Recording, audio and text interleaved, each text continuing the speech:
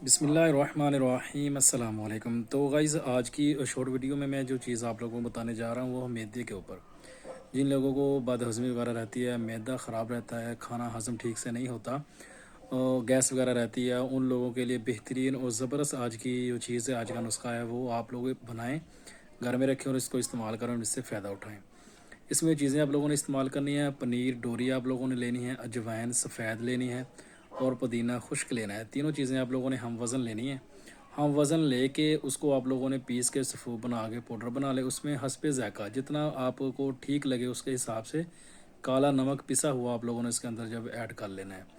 तो अगर तो आप लोगों को मसला है, ज़्यादा गैस रहती है, तो आप इसको सुबह शाम आधा आधा चम्मच जो है वैसे ही इस्तेमाल कर सकते हैं। अगर पेट में कभी कभार दर्द हो तब भी इस्तेमाल कर सकते हैं। बेहतरीन और ज़बरदस्त चीज़ है, खाना हज़म करती है। खाना कभी कभार बंदा ज़्यादा खा लेता है तो इसको इस्तेमाल करें, आपका खाना